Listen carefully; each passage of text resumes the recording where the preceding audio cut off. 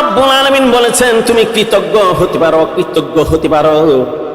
কৃতজ্ঞ ব্যক্তিও কিয়ামতের ময়দানে আফসোস করবে, অকৃতজ্ঞ ব্যক্তিও কিয়ামতের ময়দানে যা আফসোস করবে।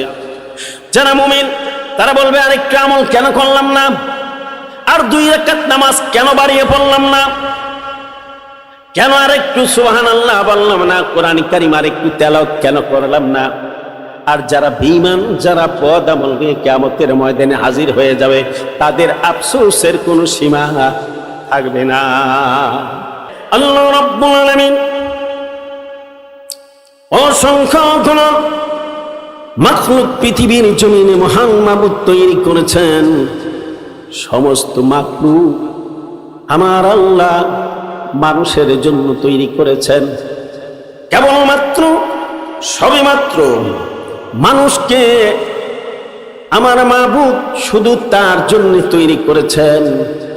আল্লাহ বলেছেন, দুনিয়ার মানব, হে দুনিয়ার মানব মানবী, আমি কিন্তু তোমাদেরকে আমি আল্লাহর জন্য বানিয়েছি, আর দুনিয়ার সমস্ত মাখলুক আমি তোমাদের জন্য বানাইছি। এই চন্দ্র, বিশাল বড় চন্দ্র, এই বিশাল এই পৃথিবীর চাইতে 13 লক্ষ গুণ বিশাল সূর্যকে আল্লাহ রাব্বুল আলামিন পৃথিবীর আকাশের নিচে ঝুলিয়ে রাখছে মানবতার সেবায়। চন্দ্র মানুষের সেবা করবে, সূর্য মানুষের সেবার জন্য, বাতাস সহ পৃথিবীর যত মাখলুক আছে আল্লাহ রাব্বুল আলামিন শুধু মানুষের জন্য তৈরি করেছেন। আর মানুষকে তৈরি করেছেন আমার আল্লাহ, আল্লাহ তার নিজের জন্য। জুড়ে জুড়ে বলুন আলহামদুলিল্লাহ। আমরা আল্লাহর জন্য, আমরা কার জন্যে?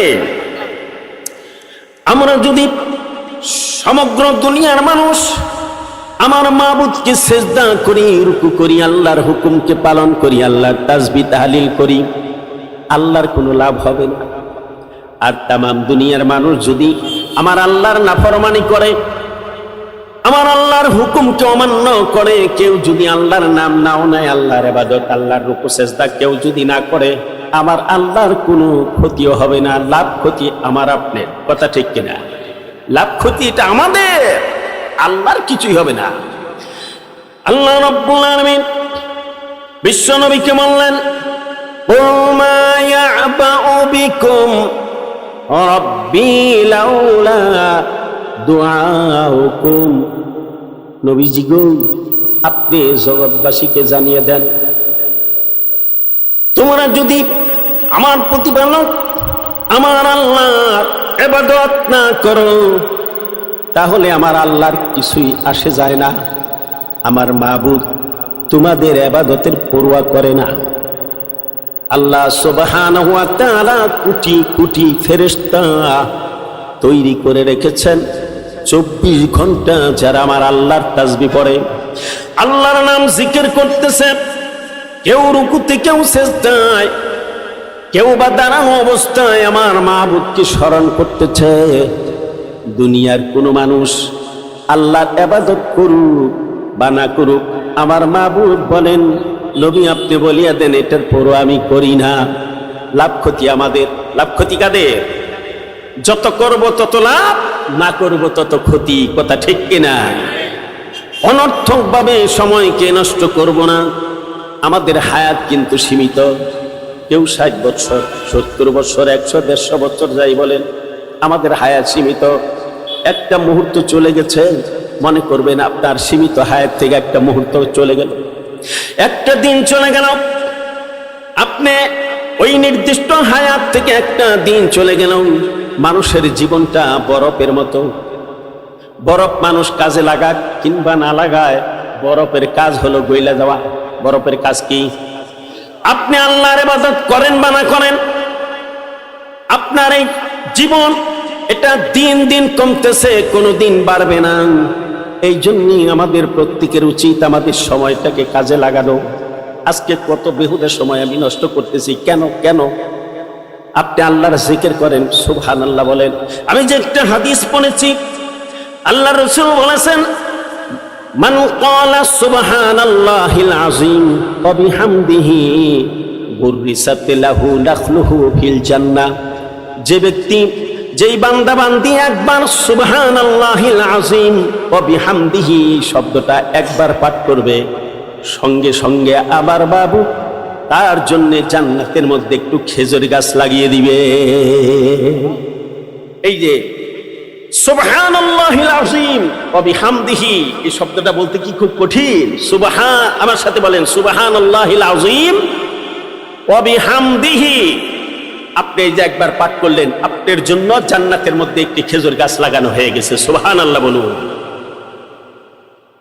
যদি আপনি 100 বার দিনের মধ্যে 100 বার সময়কে অপচয় না করে, বেহুদা সময়টাকে নষ্ট না করে আপনি যদি সুবহানাল্লাহিল আযীম ওয়া বিহামদিহি 100 বার পড়লেন, জান্নাতের মধ্যে আপনার 100 গাছ হয়ে যাবে, 100টা খেজুরের গাছ। প্রতিদিন যদি পড়তে থাকেন তাহলে মাসে কতগুলা হবে, বৎসরে কতগুলা হবে? জান্নাতের মধ্যে আল্লাহ রাব্বুল আলামিন আপনার জন্য বিশাল বাগানে পরিণত করে দিবেন। জোরে জোরে বলুন সুবহানাল্লাহ। জান্নাতের ফল এটা নামে থাকবে মাত্র দুনিয়ার, কিন্তু কাম হবে ভিন্ন।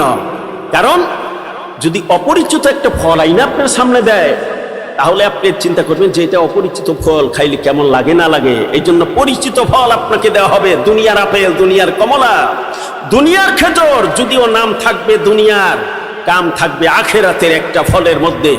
70 রকমের মজা অনুভব করবেন। জোরে জোরে বলুন সুবহানাল্লাহ।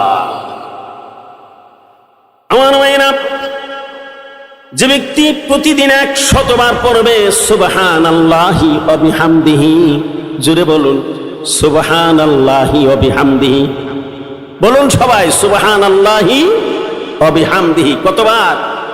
100 বার। যে ব্যক্তি প্রতিদিন 100 বার পড়বে সুবহানাল্লাহি ওয়া বিহামদিহি, আমার রাসূল বলেন তার সমস্ত গুনাহ আল্লাহ পাক মাফ করে দিবেন, যদিও তার গুনাহগুলো সমুদ্রের ফেনা সমতুল্য হয়। কেন সময় নষ্ট করতেছেন? একটু সুবহানাল্লাহ বলে, আমার মাবুদকে স্মরণ করেন। আল্লাহর নবী বলেছেন, কালিমাতানে হাবিবাতানে ইলার রহমান খফিফাতানে আলাল লিসান সাকিলাতানে ফিল মিজান সুবহানাল্লাহি ওয়া বিহামদিহি সুবহানাল্লাহিল আযীম। আমার রাসূল বলেছেন, দুইটা বাক্য আমার আল্লাহর কাছে বড় পছন্দনীয়। খফিফাতানে আলাল লিসান, মুখে উচ্চারণ করতে বড় সহজ। সাকিলাতানে ফিল মিজান, মিজানের পাল্লায় তা হবে অনেক ভারী। বাক্য দুইটা হচ্ছে সুবহানাল্লাহি ওয়া বিহামদিহি সুবহানাল্লাহিল আযীম। যে ব্যক্তি সুবহানাল্লাহি ওয়া বিহামদিহি সুবহানাল্লাহিল আযীম বেশি বেশি পাঠ করবে, কিয়ামতের ময়দানে যেদিন তার নেকি আর বদি, তার সওয়াব আর গুনাহ ওজন করা হবে মিজানের পাল্লায়। এই বাক্য দুইটা তার নেকের পাল্লাকে বেশি ওজন করে দিবে। বলুন সুবহানাল্লাহ। আজকে আমরা সময় নষ্ট করতেছি। কেন এই সময়গুলো নষ্ট করতেছি? একটু পড়েন এগুলো। আমার রাসূল বলেছেন, আফজালুল কালামি আরবাউন সুবহানাল্লাহি আলহামদুলিল্লাহি ওয়া লা ইলাহা ইল্লাল্লাহু আল্লাহু আকবার। রাসূল বলেন, 4টা কালেমা বড় দামি, উত্তম। আফজালুল কালামি আরবাউন, 4টা কালেমা দামি, 4টা কালেমা। একটা হলো সুবহানাল্লাহ, আরেকটা হচ্ছে আলহামদুলিল্লাহ, আরেকটা হচ্ছে লা ইলাহা ইল্লাল্লাহ, আর 4র্থ নম্বর হচ্ছে আল্লাহু আকবার। এই বাক্য 4টা বড় দামি বাক্য।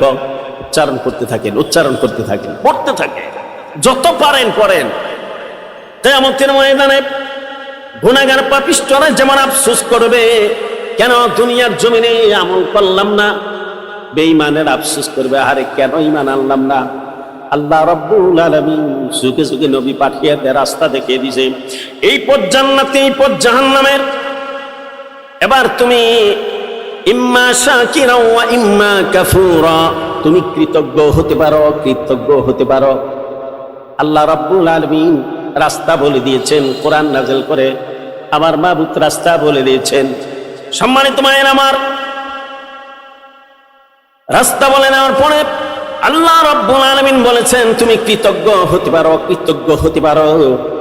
কৃতজ্ঞ ব্যক্তিও কিয়ামতের ময়দানে আফসোস করবে, অকৃতজ্ঞ ব্যক্তিও কিয়ামতের ময়দানে যা আফসোস করবে। যারা মুমিন তারা বলবে আরেকটা আমল কেন করলাম না, আর 2 রাকাত নামাজ কেন বাড়িয়ে পড়লাম না, কেন আরেকটু সুবহানাল্লাহ বললাম না, কোরআন কারীম আরেকটু তেলাওয়াত কেন করলাম না। আর যারা বেঈমান, যারা বদআমল নিয়ে কিয়ামতের ময়দানে হাজির হয়ে যাবে, তাদের আফসোসের কোনো সীমা থাকবে না। এই জন্য দুনিয়াতে থাকতে আমরা বেশি বেশি নেক আমল করব, বেশি বেশি নামাজ পড়বো তো ইনশাআল্লাহ। 5 ওয়াক্ত নামাজ। একজন মুসলমানের পরিচয় হচ্ছে নামাজ।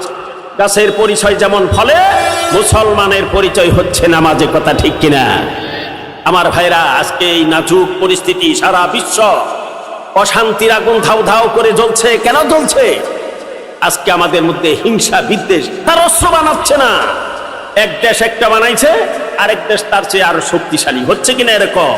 আজকে জানি আমরা এই ফিলিস্তিনের উপরে ওই ইহুদির বাচ্চারা, ইসরায়েলিরা দীর্ঘদিন যাবৎ মুসলমানের উপরে ব্যাপক আক্রমণ করতেছে, কিন্তু আমরা মুসলমানরা কি করতেছি? আল্লাহ পাক সাহায্য করতেছে, অবশ্যই সাহায্য না করলে এই ফিলিস্তিন টিকার কথা না, এখনো হামাস টিকে আছে। ইরানেরা কিছুদিন আগে শক্তি দেখিয়েছে, মুসলমানের শক্তি অবশ্যই আছে। মাইট্রেন না খাইলে তো আর একসাথে হবে না, বুঝেন নাই? মাইট্রেন খাইবো, তারপরে মুসলিম সমস্ত দেশগুলো বলবে ভাইরা আমার আসো আমরা এক হয়ে যাই। ইহুদি বাচ্চারা আমাদেরকে মারাত্মকভাবে আক্রমণ করছে, এই আক্রমণের সামনে আমরা এভাবে তামসা দেখতে পারি না, প্রতিহত অবশ্যই করতে হবে। আমরা ফিলিস্তিনের মুসলমান, লেবানন সহ বিশ্বের সমস্ত মজলুম মুসলিম দেশগুলোর জন্য প্রাণ খুলে দোয়া করব।